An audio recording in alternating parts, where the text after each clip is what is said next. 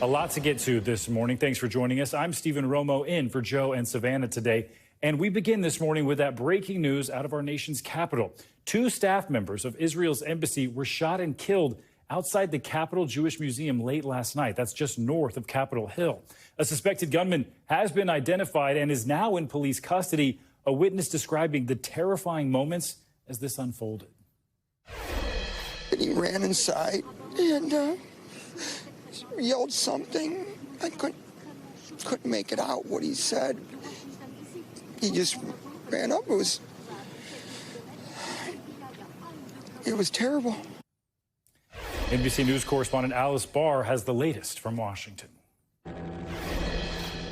This morning, a tragedy for the Jewish community and the country, striking in the heart of the nation's capital, where 2 Israeli embassy staff members were shot and killed overnight while leaving an event at the Capitol Jewish Museum. The suspect chanted, "Free, free Palestine," while in custody. The suspect, 30-year-old Elias Rodriguez, remains in custody as investigators look deeper into the motive. Prior to the shooting, the suspect was observed pacing back and forth outside of the museum. He approached a group of 4 people, produced a handgun, and opened fire. Police say he then went into the museum, was arrested, and pointed out where he left the gun. Israel's ambassador to the U.S. spoke about the victims, a young couple, Sarah Milgram and Yaron Lashinsky. The young man purchased a ring this week with the intention of proposing to his girlfriend next week in Jerusalem. They were a beautiful couple. President Trump posting these horrible D.C. killings based obviously on anti-Semitism must end now. Hatred and radicalism have no place in the USA. The U.S. Attorney General promising justice. We'll be doing everything in our power to keep all citizens safe, especially tonight our Jewish community. As the ambassador rallied against hate and fear. We're going to overcome moral depravity of people who think that they're going to achieve political gains through murder. Israeli Prime Minister Benjamin Netanyahu condemned the killings and said he'd ordered Israeli missions around the world to increase security. Condolences are pouring in from Capitol Hill, across the country, and around the world as the director of the FBI said its Joint Terrorism Task Force has joined in the investigation. In Washington, Alice Barr, NBC News. More to come on that, Alice. Thank you. Meanwhile, this morning, communities across the Midwest and South are cleaning up from a powerful storm system that spawned more than a dozen tornadoes. The state of Kentucky has been devastated by several rounds of severe weather now, and the area is bracing for the possibility of more strong storms moving through the area over the Memorial Day weekend. Powerful wind, downed trees, damaged homes, and snapped power lines, even knocking out electricity for thousands of customers in Alabama and Tennessee. NBC News correspondent Priya Shrithar has the latest from northeastern Alabama. This home belonged to an 85-year-old woman, and fortunately, she was able to get to safety before the tornado struck and completely destroyed it. Huge tornado right now. Fierce tornadoes ripping across the Tennessee Valley, sending debris flying. It's throwing trees in the air. And knocking out power for thousands in Alabama and Tennessee. Oh my gosh, that's a freaking tornado. 13 tornado reports in 4 states. In Kentucky, cleanup efforts underway. A massive EF4 tornado killed 19 people. There it goes. In Alabama, a tornado tearing the roof off of Gary Kennedy's home. Normally, I'm somebody that volunteers. Somebody helping me is kind of I'm not used to that. So it's touching to have that much help. In Madison County, everything you've ever worked for your whole life is scattered all over the community now, in the matter of just minutes. The Gibson family lost everything. All of this can be replaced. I've got my wife, my kids, everybody's good, so that's, at the end of the day, that's the most important thing. And in St. Louis, the head of the city's emergency management agency placed on leave with new procedures in place after a failure to set off sirens over the weekend to alert residents. Let me be clear, SEMA exists to alert the community when severe weather is coming. This office failed to do that in the most horrific and deadly storm that our city has experienced in my lifetime. And back out here in Gurley, Alabama, there are crews actively combing through all of the debris in this area. National Weather Service survey teams are trying to assess the extent of the damage, but they did say it could take days. Back to you. Rough situation. Priya, thank you.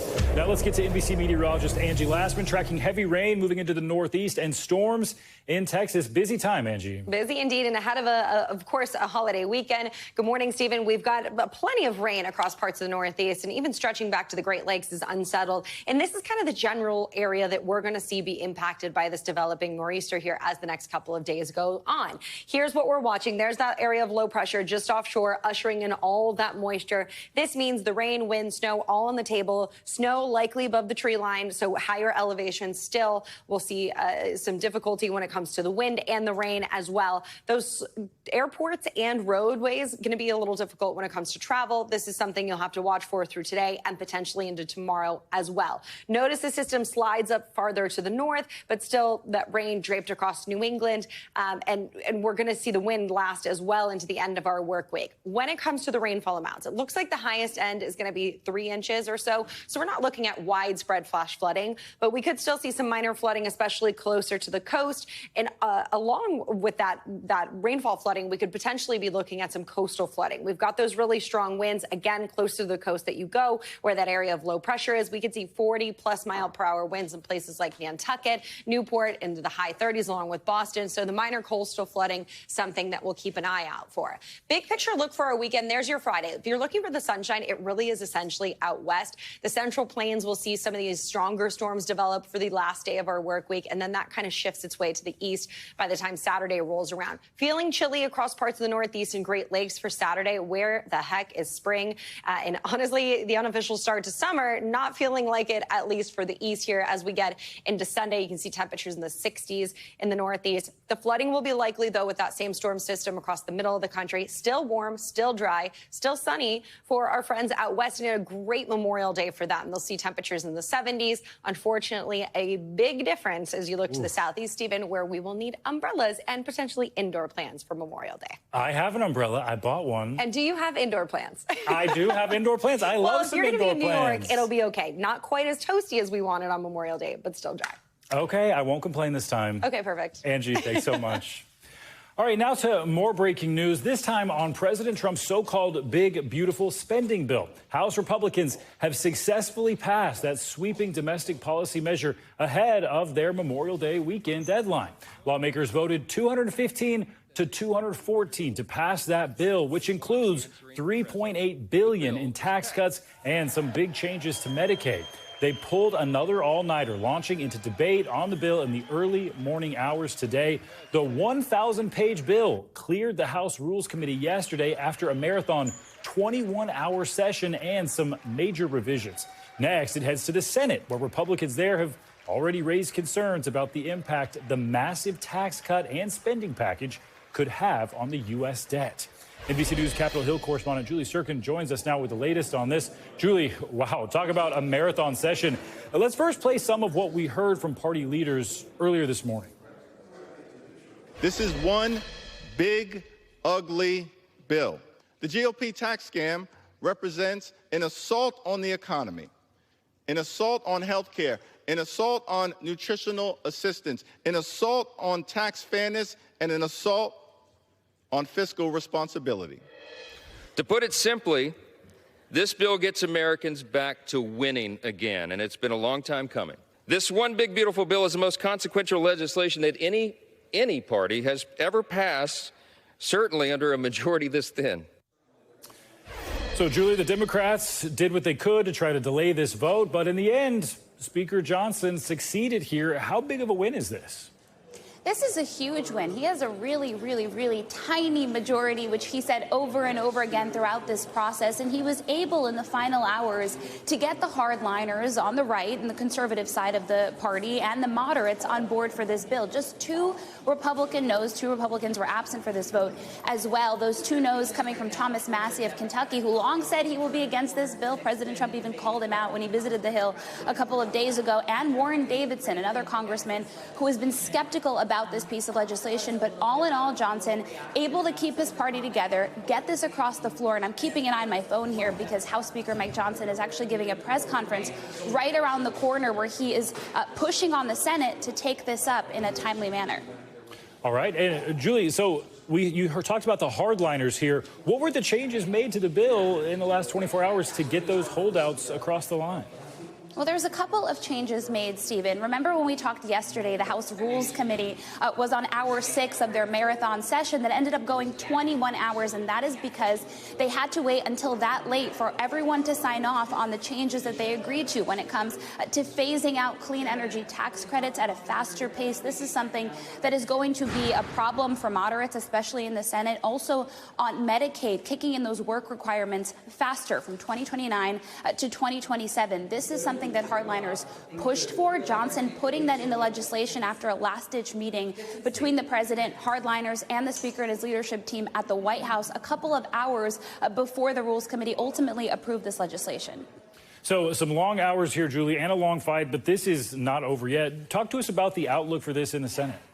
Absolutely not. And that is why Johnson began his remarks a couple of minutes ago in that press conference touting this bill, pushing on the Senate to pass this. But they're not just going to pass this bill as is, to be clear. They're going to make changes to it because over there you have senators who are in charge of constituents or represent constituents across the full state. This isn't just pockets of a state. So they have a lot more on the line, especially those who are up in 2026 when it comes to the reforms that were made to Medicaid. The Congressional Budget Office, which is nonpartisan, says that millions of Americans could lose their health insurance and health coverage. And that's definitely something they're going to pay attention to there.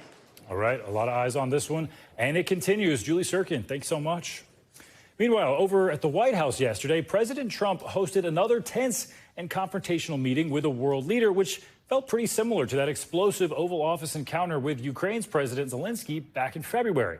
This time, it was South African President Cyril Ramaphosa. In front of the cameras, Mr. Trump surprised the South African leader with baseless and discredited claims of white genocide in South Africa.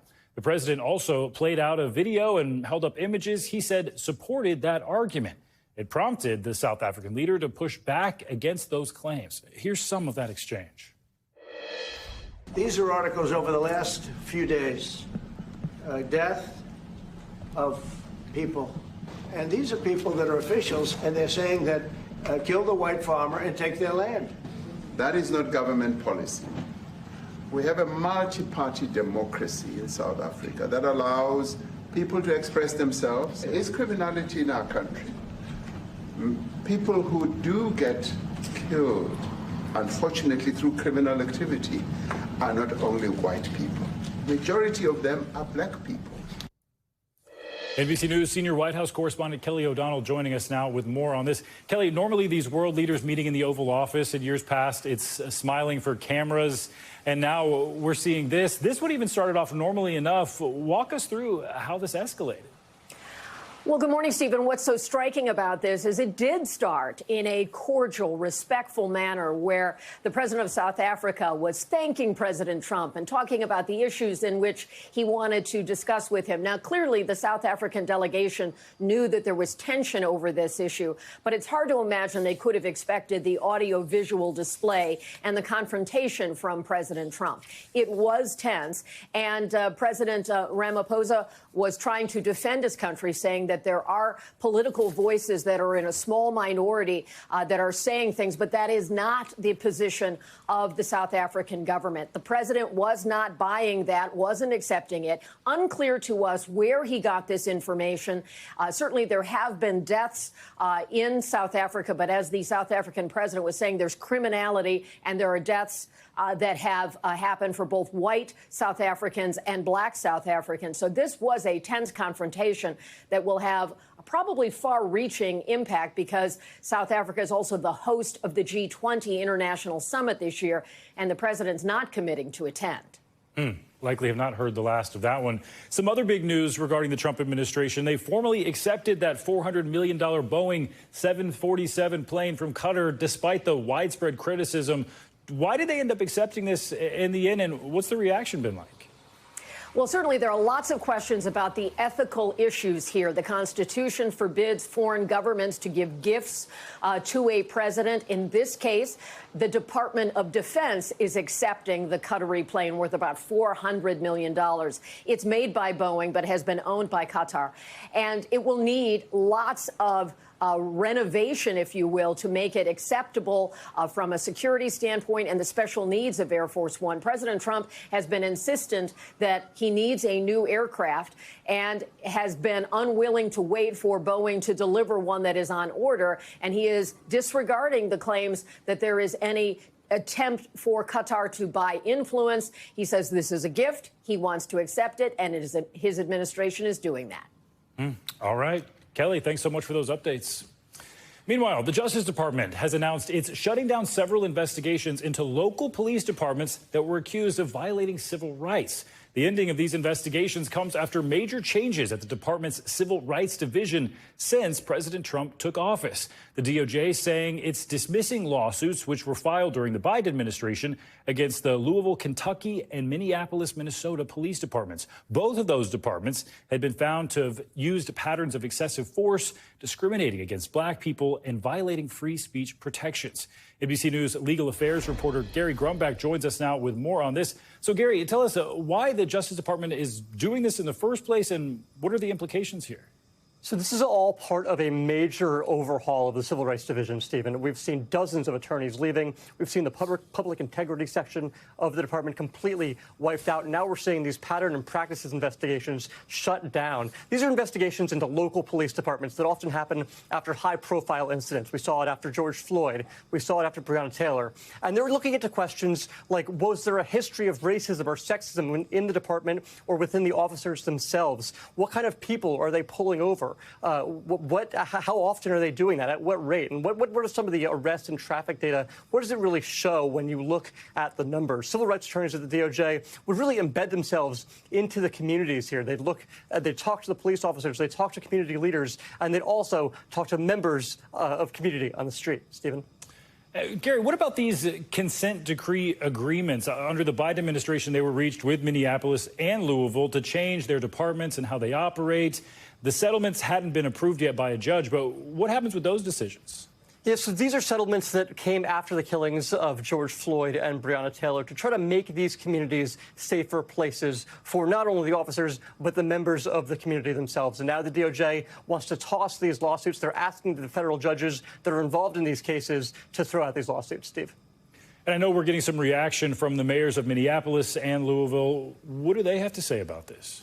Well, naturally, these leaders want the communities that they are in charge of to be safer places. Here's what some of them had to say. It is predictable that they would move for a dismissal the very same week that George Floyd was murdered 5 years ago. What this shows is that all Donald Trump really cares about is political theater.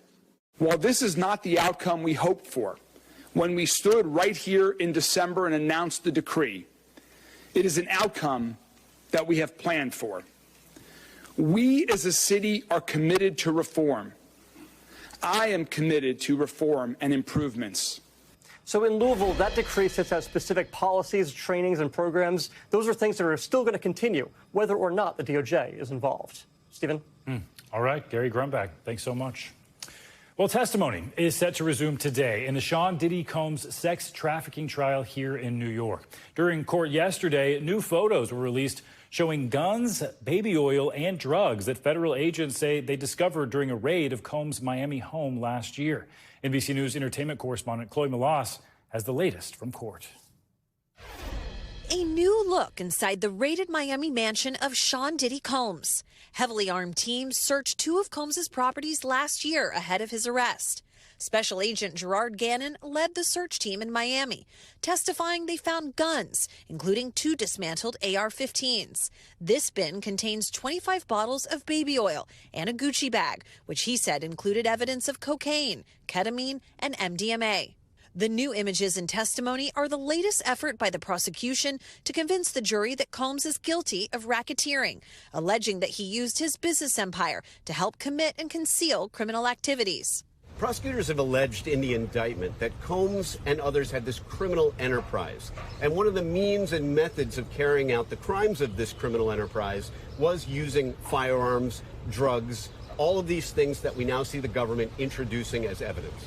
The jury also hearing from forensic psychologist Dawn Hughes, who has worked on high-profile cases, including actor Amber Heard's defense in the 2022 defamation suit filed by Johnny Depp.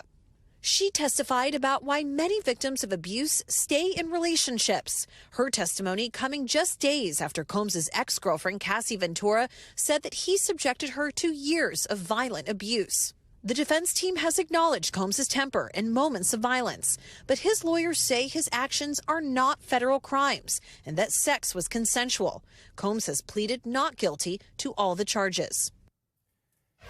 And NBC News legal analyst Danny Savalos, who we just saw there in Chloe's piece, joins us now for more on this trial. Danny, thanks for being here. So let's start with the federal agent who testified about the weapons, the baby oil, and the drugs that were all found at that raid, according to those federal agents. Walk us through what we heard in court and the picture that prosecutors are trying to paint here. Let's separate out the evidence. Let's take the baby oil and just put it aside for now. It's the kind of evidence that really doesn't have anything to do with the government's actual elements they have to prove, but the government's very good at this kind of visual evidence that really sticks in jurors' minds. The evidence that really matters is firearms, drugs. But why? He's not charged with firearms or drugs specifically, but instead what the government has alleged that Combs' criminal enterprise, he and others carried out its illegal objectives using things like firearms and drugs. So, because they allege it in the indictment, they can bring it in, and it's really great strategy because it's all stuff that makes Combs look really bad, along with the baby oil, of course. Yeah, the baby oil in so many headlines, but yeah, that makes sense. Drugs and guns could be more alarming to those jurors. We also heard yesterday from George Kaplan, who's a former assistant to Sean Combs. He was granted immunity to testify here, and he told jurors Combs threatened his job constantly. Kaplan said he bought supplies, brought them to hotel rooms, including candles, baby oil again, along with lubricant. He said it was his role to protect Combs' image. What were the key takeaways from this testimony, and why was it so important for him to get immunity for testifying here? Yeah, another thing the government is very, very good at is going to a defendant's employees. So beware your secretary, your office assistant, your paralegal, all the people that have worked underneath you. The government knows to go to them because these are the first people who will say, hey, man, I was just following orders. Of course I'll testify against that guy if I can get immunity or a break or you'll non-prosecution or lesser charges. So no surprise, you see a number of former assistants, former people who worked with Combs, chefs, people who are in his employ. These are the easiest people for the government to get to turn. And they come off as very credible because they're there every day with him. They describe the atmosphere. They describe a workplace where Combs made them work 24 hours a day, absolutely beat them, not figuratively, I should say, beat them with all the hours and the work and the verbal abuse and everything. So again, this is all very effective to make Combs look like a terrible person. And things are going to continue today. At some point, we expect rapper Kid Cudi to testify here. What is significant about this testimony for prosecutors? For me, I mean, this has celebrity factor. It's flashy. But when you look at the elements of the case, what does the government have to prove? Well, arson is pretty key. Because, for example, for racketeering purposes, if one of the underlying crimes for the criminal enterprise was arson, and that is really a car bomb, that might be one of the predicate crimes that the government can need to prove. But overall, it shows that Combs ran this sort of allegedly criminal enterprise that carried out all of these other predicate crimes. So, again, very good evidence for the government, even though, take the celebrity part, put it aside, it wouldn't matter if it was a celebrity or not. If he's using this enterprise and committing crimes within this enterprise, this is all about the racketeering charges. Kid Cudi doesn't really have a lot to do with the sex trafficking or the Mann Act travel and prostitution crimes, mostly racketeering. Sticking out in the juror's mind, though, you add that celebrity factor with a car bomb. Seems like a lot of stuff will stand out to them. Be interesting to watch. Danny Savalos, thanks so much. Thanks for watching. Stay updated about breaking news and top stories on the NBC News app or follow us on social media.